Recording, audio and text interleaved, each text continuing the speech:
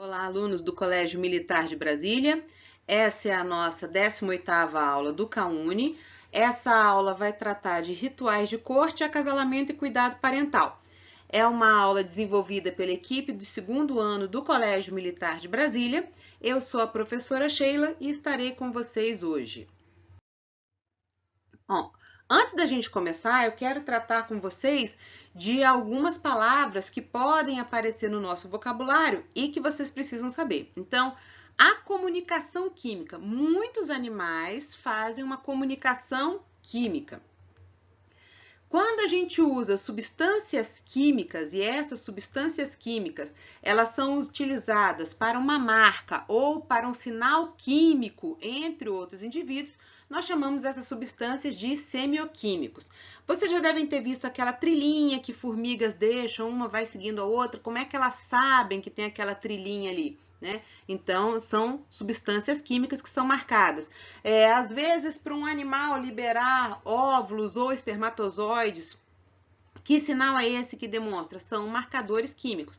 A presença de um alimento, a presença de um inimigo, esses são marcadores químicos, então a gente chama de semioquímicos. Bom, esses semioquímicos, eles podem ser divididos em duas categorias. A primeira são os aleloquímicos. Quem são os aleloquímicos? Eles são emitidos por uma espécie e são recebidos por outra espécie.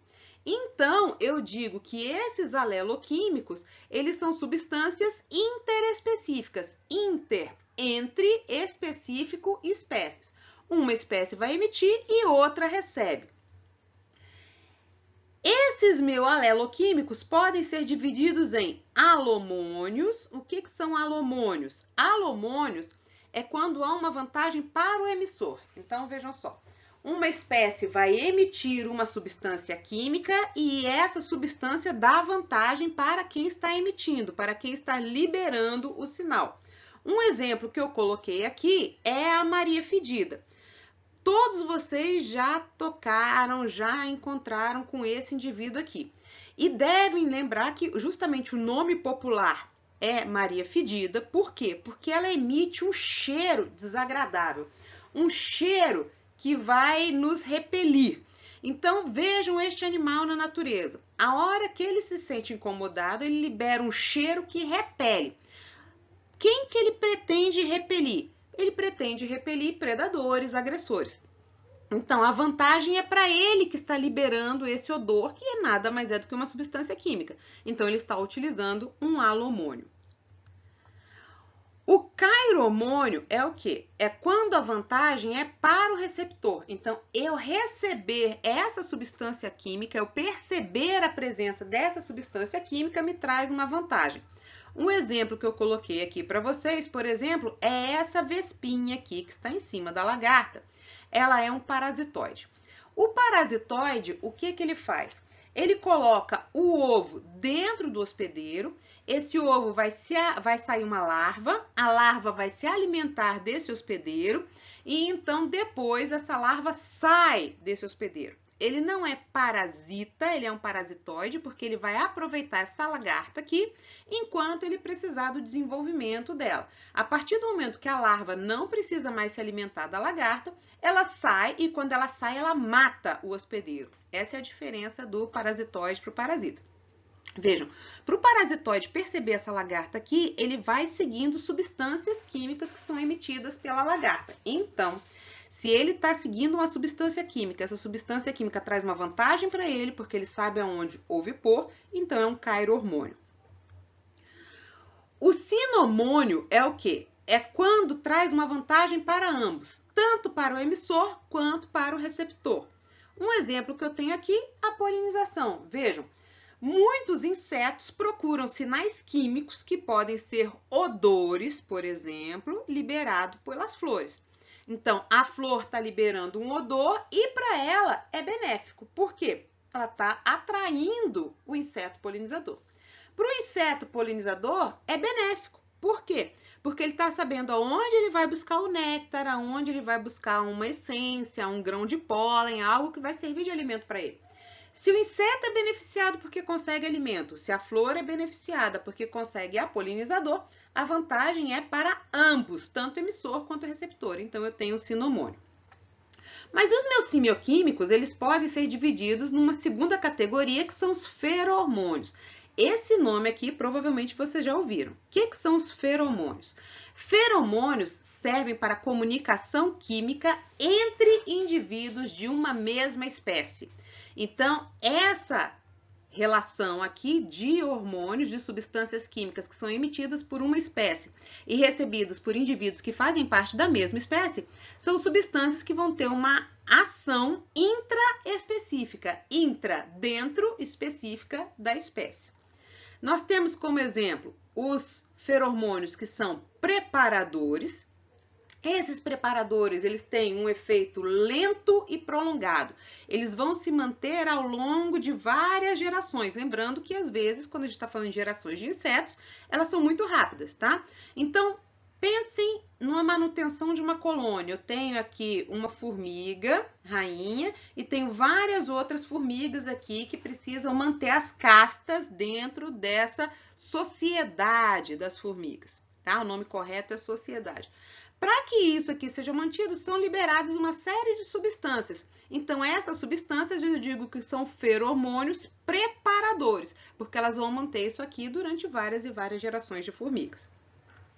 Agora, se ele é desencadeador, ele tem um efeito que é mais rápido e imediato. Por exemplo, para atração sexual entre várias espécies de insetos, não apenas insetos, mas várias outras espécies de animais, se comunicam por feromônios desencadeadores. Então, eles vão mostrar onde está a fêmea, se a fêmea está receptiva, onde está o macho, tá? Então, esse feromônio é desencadeador. A seleção sexual. O que é seleção sexual? Seleção sexual é um tipo de seleção natural. Então, o que essa seleção sexual vai fazer? Ela vai agir justamente na habilidade de um organismo obter um outro para copular. Então, entre vários organismos de uma mesma espécie, ele vai selecionar o parceiro dele, ele vai selecionar esse parceiro. Essa seleção sexual, ela é um fator muito importante para a sobrevivência da espécie, inclusive porque organismos às vezes investem tanto em seleção sexual que eles tomam formas que às vezes prejudicam a sua própria espécie, tá? E enquanto a seleção natural, ela mostra a habilidade do organismo em sobreviver, se ele sobrevive muito, ele deixa muitos descendentes, a seleção sexual, ela vai agir aonde? No sucesso de atrair ou conquistar parceiros reprodutivos. Então, vamos dar uma olhada aqui. Provavelmente todos vocês já viram essas cenas aqui, né? Animais dando cabeçadas um no outro, tendo lutas de um e outro para mostrar quem é o mais forte. Esse mais forte, o que ganha a luta, geralmente ele acaba ganhando as fêmeas e ele acasala com várias fêmeas. Por que a fêmea observa uma luta e escolhe o que ganha essa luta? Provavelmente esse indivíduo mais forte que ganhou a luta, ele deve ter melhores genes, ele vai produzir os melhores filhotes. Então, há uma tendência de que a fêmea escolha este macho para acasalar. Quando a gente pensa num pavão, por exemplo, que tem uma cauda desse tamanho, eu vou discutir isso depois com vocês, eu posso pensar que ele se torna muito visível e que aparentemente para ele é desvantajoso, porque um predador pode vê-lo com muita facilidade. Além do que, voar com uma cauda tão grande que deve desestabilizar o voo dele não deve ser muito legal. Olha, este animal, o chifre, a galhada grande, favorece a que ele seja escolhido pela fêmea. Assim como um peixe que tem também uma cauda muito aparente, muito grande, que também facilita a sua visualização. Então, observe que esses três indivíduos aqui, eu escolhi três, mas vocês vão lembrar de outras espécies que também passam por esse processo, acabam investindo mais na seleção sexual do que na própria sobrevivência. Para esse animal fugir deve ser ruim, ele é muito visualizado. Para esse animal fugir deve ser ruim, ele é muito visualizado. E para esse animal fugir também deve ser ruim, além do peso que ele aguenta. Às vezes, dependendo da área, se não é tão aberta, deve ser difícil para ele se locomover. Mas, apesar disso parecer desvantajoso, ele favorece uma vantagem na seleção sexual. Aqui, ó, nós temos alguns exemplos. Então, o macho bem diferente da fêmea. Quando a gente vê o macho com características diferentes da fêmea, a gente diz que há um dimorfismo sexual. Morfismo, forma. Essas duas formas sexuais, elas mostram o macho se exibindo, ele se mostrando para a fêmea. A fêmea vai escolher aquele macho que ela achar mais atraente. Aquele que não consegue deixar descendentes, ele não vai passar os genes dele para a próxima geração. Então, a aptidão do indivíduo que não passou genes para frente é zero. Por isso, ele quer ser escolhido pelas fêmeas. Os machos competem. Eles competem para quê? Para ter acesso à fêmea, pelo tempo de acasalamento e para o esperma fertilizar os óvulos. Existem casos, então, de machos que lutam para atrair a fêmea, se mostram, fazem danças, essa aparência deles, essa exibição, esse se mostrar, quer que eles sejam escolhidos pela fêmea. É uma forma de competir pela fêmea, uma competição dentro da própria espécie. As fêmeas, por outro lado, são as que vão escolher os machos. Então, ela vai escolher aquele que ela vai acasalar, dependendo do display que esse macho faz para aparecer para ela. Esse display vai mostrar quão vantajoso esse macho é. Então, provavelmente, ele deve ter gametas muito viáveis. Se ele tem gametas muito viáveis, ele deve gerar filhotes aptos que vão sobreviver por bastante tempo.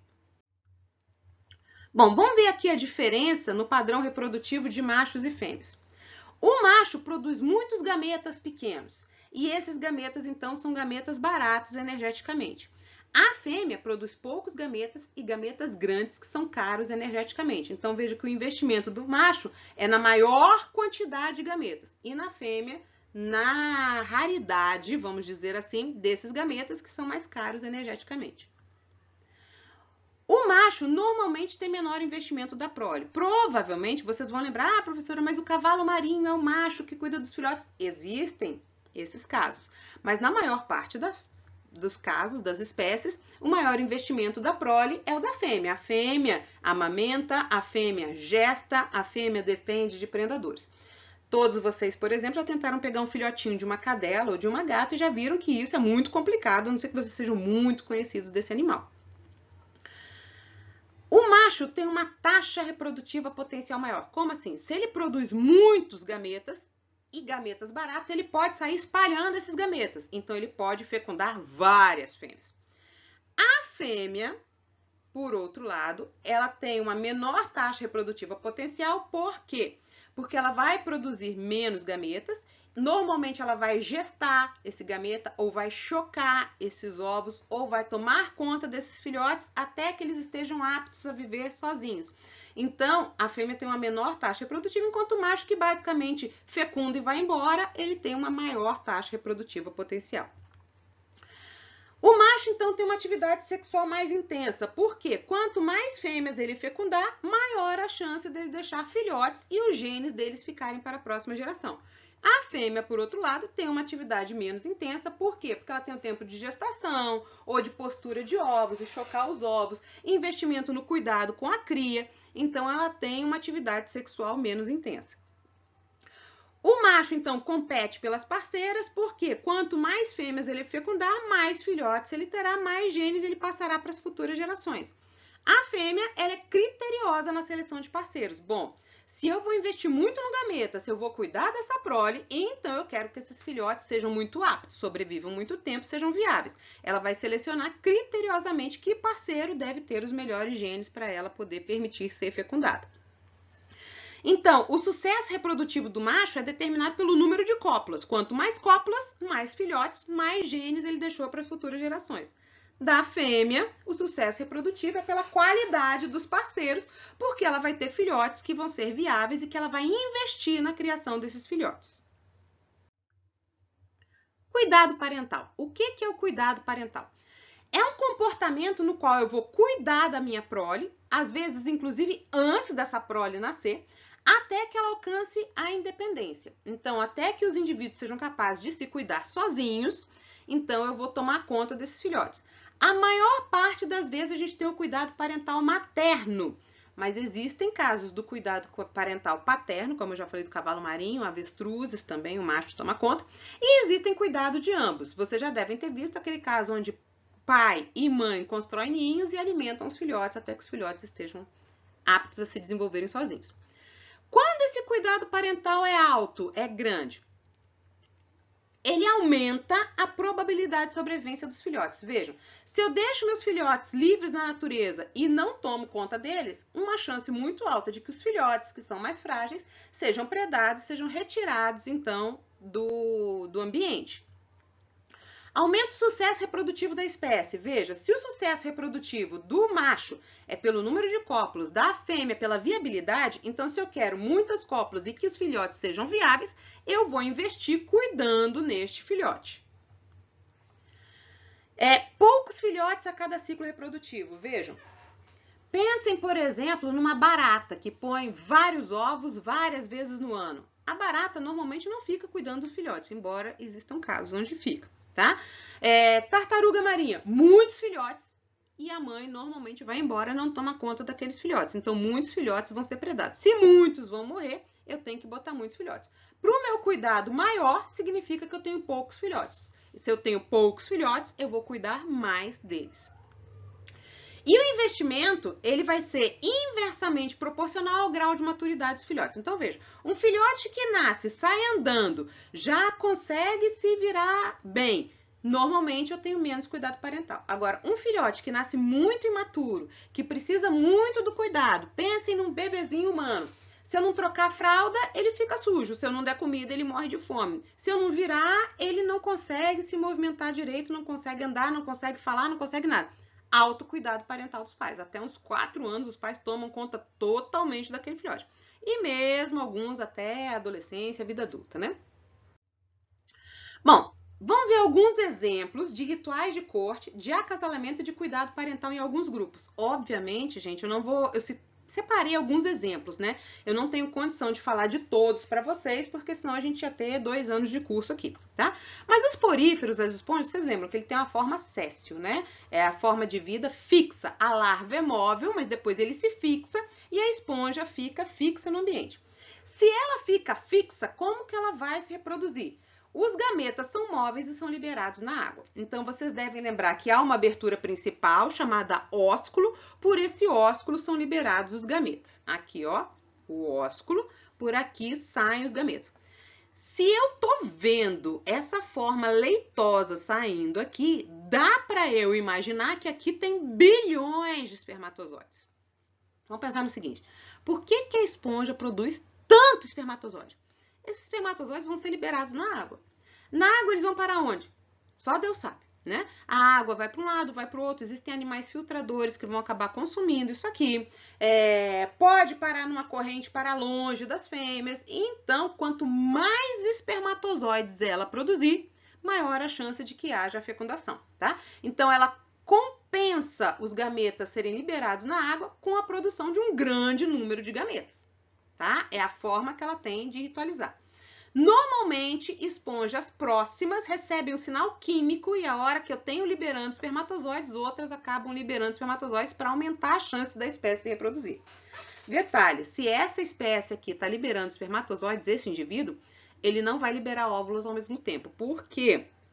Porque ele vai evitar a autofecundação. Se ele quer promover a fecundação cruzada, ele vai esperar um outro período, uma outra estação reprodutiva para liberar os óvulos, para que haja uma fecundação de espermatozoide de um outro indivíduo, tá? Então, aqui a liberação de nuvens de espermatozoides, veja a quantidade de espermatozoides. Se eu consigo ver a água ficando turva, imagine a quantidade de espermatozoides que tem saindo por essas esponjas para que eu veja essa turbidez da água. Tá? Isso tudo é para garantir que haja pelo menos a fecundação. Em Annelida, nós temos muito caso, né? Temos indivíduos hermafroditas, temos indivíduos com sexos separados, mas eu escolhi um caso aqui bem interessante, tá? Então, tem uma forma bentônica. Bentônica é o que? Ela fica ligada ao substrato, que origina indivíduos planctônicos no período reprodutivo. Plâncton é aquele que fica livre natante na água. Normalmente, ele fica na parte mais superficial da água, tá? Essas formas planctônicas, elas são exclusivamente para reprodução. Então, elas vão transportar gametas, tá? A família é essa aqui, Cilidae. tá? Essa família vive em regiões do Caribe e na lua cheia, olha só que coisa mais romântica, né? As fêmeas sobem à superfície com massas de ovos e elas liberam uma bioluminescência meio esverdeada. Aqui a figurinha, olha só, tá? Então essas massas aqui são liberadas. E aí os machos liberam também os gametas emitindo luz. Olha que reprodução romântica. Na lua cheia, sobem a coluna d'água e liberam espermatozoides e óvulos, tá? E ficam visíveis assim. Tem muitas populações caribenhas, não só de animais, mas de seres humanos mesmo, que pegam esses poliquetos para alimentação, tá? Porque sabem que naquele período tem muitos poliquetos. Aqui eu vou botar um exemplozinho, ó, do que a gente poderia chamar de um cuidado parental em anelídeos poliquetos. Quando ele junta essa massa de ovos aqui, segura essa massa, esse indivíduo adulto está protegendo. Aqui, ó, eu tenho um corpo de outro poliqueto, onde eu tenho massas aqui de ovos, tá? E olha só, quando o indivíduo vai se desenvolvendo, ele continua ligado no indivíduo que o originou, tá? Até que ele esteja apto a sobreviver sozinho. Isso aqui eu posso considerar um cuidado parental rudimentar, que ele está permitindo a vida deste indivíduo jovem aqui. Bom, em artrópode nós temos muitos casos de ritual de corte. Temos borboletas, mariposas que emitem feromônios para que o macho seja atraído, o macho capta esses feromônios pelas antenas, mas eu vou tratar aqui de alguns casos mais interessantes, como o caso de aranhas. Então, vejam aqui, as aranhas construtoras de teias, as fiandeiras, essa teia, ela tem uma série de funções. Tem a função de capturar presas para a sua alimentação, mas ela tem outras funções também, tá? Aranhas, elas percebem muita vibração, elas têm pelos ao longo do corpo que permitem perceber vibração, inclusive vibração do ar, e aí elas permitem uma comunicação. Os machos chegam aqui, eles vibram a teia, e dependendo de como ocorre essa vibração, ou seja, o macho da espécie sabe exatamente que teia vibrar, né? A fêmea percebe que aquele macho é da espécie dela, ela vai vibrar a teia novamente, os fios específicos. O macho percebe, então, que essa fêmea autorizou a aproximação dele, ele se aproxima e eles acasalam. Como é que ocorre o acasalamento? O macho tem nos pedipalpos, que são aqueles segundo par de apêndices articulados, ele tem uma ampola. Com essa ampola, ele puxa o esperma e aí depois ele vai colocar esse esperma no poro genital da fêmea. Provavelmente vocês já ouviram falar dos casos das aranhas fêmeas que se alimentam do macho após a fecundação. Ocorre, mas não são em todas, tá? Não é um padrão comum.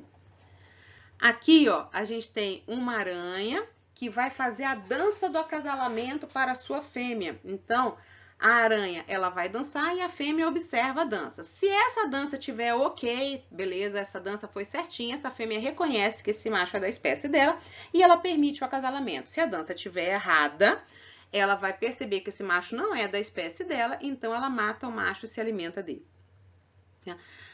Depois que ocorre a fecundação, as fêmeas constroem uma bolsa com teia, que é chamada de ovissaco, tá? E as fêmeas tomam conta desse ovissaco até que os filhotes estejam prontos para sair daqui. Ou seja, até que eles estejam com o exoesqueleto mais endurecido e prontos para sair. Nesse período, muitas vezes as fêmeas não se alimentam. Então, naquelas que se alimentam do macho, a última alimentação dela é o macho. O macho contribui para a sobrevivência dos filhotes, servindo de alimentação para a fêmea. Muitas vezes, quando os filhotes saem, essa fêmea acaba morrendo, porque ela ficou sem se alimentar enquanto tomava conta dos filhotes. Então, ocorre aquilo que a gente chama de canibalismo, né? Os filhotes comem a mãe morta para poder se alimentar dela, então, ter sua primeira nutrição e, a partir daí, sobreviver no ambiente. Em escorpiões, ocorre aquilo que a gente chama de dança do acasalamento, tá? Então, o macho atrai a fêmea, acredita-se que essa atração ocorre por feromônios, certo? O macho, com a pinça aqui presente no pedipalpo, segura a pinça da fêmea e eles podem dançar por horas sem parar. Enquanto isso, o macho vai jogar no solo uma bolsinha de espermatozoides, tá? E essa bolsinha de espermatozoides, depois ela vai entrar no poro genital da fêmea. E aí ocorre a fecundação.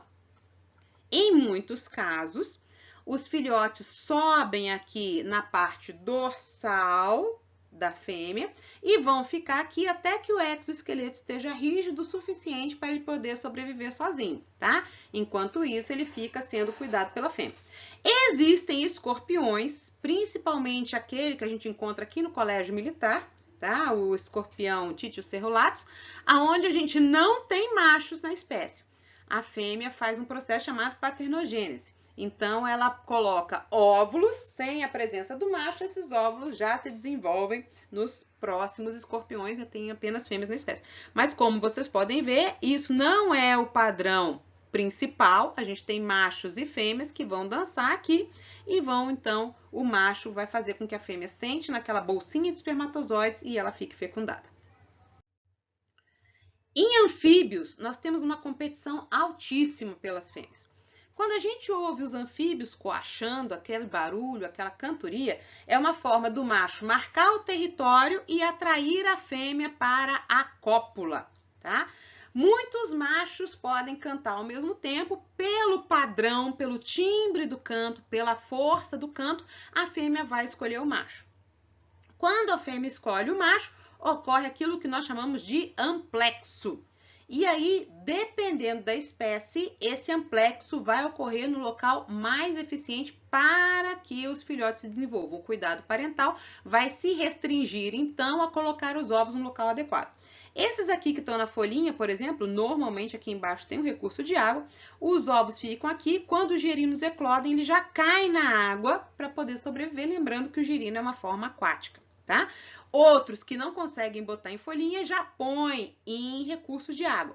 Alguns sapos e rãs liberam uma substância gelatinosa e eles batem as patas traseiras até fazer uma espuma, tá? Nessa gelatina, e aí os ovos ficam ali protegidos da dissecação. Então, o cuidado parental de anfíbios normalmente fica nisso, aonde os ovos são colocados.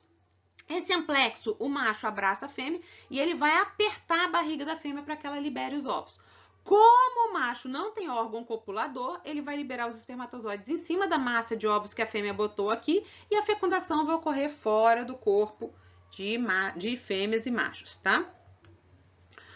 Algumas espécies, vejam, ela está segurando aqui o girininho nas costas. Esse aqui é um caso mais específico de cuidado parental em anfíbios. Normalmente, os ovos são deixados em ambiente aquático ou protegido e são deixados para se virarem sozinhos. Mas existem casos onde esses indivíduos aqui cuidam dos girininhos até que eles estejam aptos a viverem sozinhos. Em répteis, eu vou pegar aqui o caso da tartaruga marinha, tá? O macho, normalmente, ele é menor que a fêmea, ele abraça aqui a fêmea para que haja a cópula, tá? E a fêmea vem até a praia para ovipor. Então, vejam só, os filhotes são muitos, inúmeros filhotes. A gente vê aqui, ó, que normalmente a fêmea realiza de 3 a 7 posturas e mais ou menos 120 ovos por postura. Vejam a quantidade de ovos que essa fêmea coloca. Por que ela faz isso? Porque o cuidado parental da tartaruga se refere a escolher o local, cavar o ninho, cobrir os ovos e ir embora. Depois disso, ela não tem mais cuidado com esse filhote. Esse filhote já sai andando, ó. Ele já é relativamente maduro, ele já sai andando para o mar. Óbvio que muitos predadores vão comer. Então, como é que ela compensa isso? Com essa quantidade enorme de ovos, tá? Os filhotes vão para o mar, lá eles vão se alimentar, vão se tornar mais maduros, adultos e vão para os sítios de alimentação. Dos sítios de alimentação, machos e fêmeas vão para as áreas de reprodução. Os machos voltam para o mar, tá? E as fêmeas vêm à praia, normalmente a praia onde ela nasceu, tá? E aí ela vai colocar, então, os ovos ali. Como eu falei, de 3 a 7 posturas mais ou menos, cada postura em torno de 120 ovos. Iguanas. Em iguanas, a gente tem uma coisa bem interessante. Então, eu tenho o dimorfismo sexual. O macho é maior e normalmente mais colorido. A fêmea é menos colorida e ela meio que se disfarça aqui, ó, no costão. Então, as fêmeas, elas escapam mais de predadores. Lembram do investimento em escapar de predador ou ganhar a fêmea? Os machos preferem ganhar as fêmeas, tá? Esses machos vêm para cá, para o local onde as fêmeas tomam sol, fica aquele monte de iguana, e os machos lutam pelos territórios e pelas fêmeas.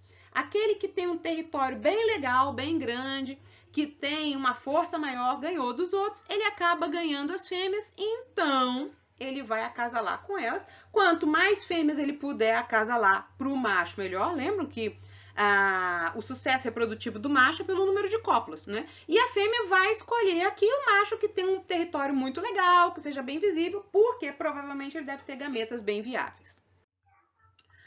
Aqui, no caso de aves, vamos ao pavão, né? Então, como eu já falei para vocês, essa cauda aqui chama muita atenção de um predador, mas garante o sucesso reprodutivo. Vejam, a fêmea é mais escurinha, ela se camufla na vegetação, ela pode fugir com os filhotes, proteger os filhotes. O macho é comido enquanto isso. Vejam que para ele voar com essa cauda aqui deve ser um problema, mas ele prefere investir na reprodução. Temos muitos casos de rituais de corte em aves. Então, tem aves que constroem ninhos e enfeitam os ninhos, depois chamam as fêmeas para vistoriar o ninho. Se a fêmea acha que o ninho é legal, ok, esse é um padrão que a fêmea usa para selecionar um macho que ela acha que tem, então, um padrão adequado de genes. Na natureza, ele usa peninhas, sementinhas, perto da civilização, ó, até tampinhas de plástico usa, tá? Alguns machos dançam e mostram partes coloridas do corpo, se exibem para as fêmeas. Aqui nós temos exemplo de cuidado parental. Então, no caso de aves, os filhotes nascem sem penas, eles nascem muito imaturos, não nadam, não voam. Então, pais e mães, ou mães ou pais, dependendo do caso, cuidam dos filhotes até que eles estejam capazes de se virar sozinhos. Em mamíferos, nós temos muitos casos, vocês já viram, cabeçadas e lutas, né, de mamíferos disputando a fêmea. Aqui eu tenho um caso de marsupiais, os filhotes, quando são menores, têm uma bolsa ou uma prega de pele onde eles ficam. Quando estão um pouquinho maiores, eles se grudam em cima da mãe e a mãe carrega para cima e para baixo, tá? Aqui, a mãe cuidando do filhote, eu achei essa foto tão bonitinha, tá? E aqui, ó, a mãe cuida não só quando ela gesta o filhote, mas quando ela amamenta. Então, veja que o investimento da mãe no filhote é alto. E aqui eu botei para vocês alguns exemplos de rituais. Então, pássaros podem dançar, podem cantar para atrair as fêmeas. Aranhas podem dançar. Crustáceos podem mostrar aquela grande, fazer sinalização para a fêmea. E mamíferos lutam para mostrar para a fêmea quem é o mais forte. E através disso aqui, a fêmea seleciona, então, o seu parceiro. Ok, alunos, era isso que eu tinha para falar para vocês. Espero que vocês tenham gostado. Até logo!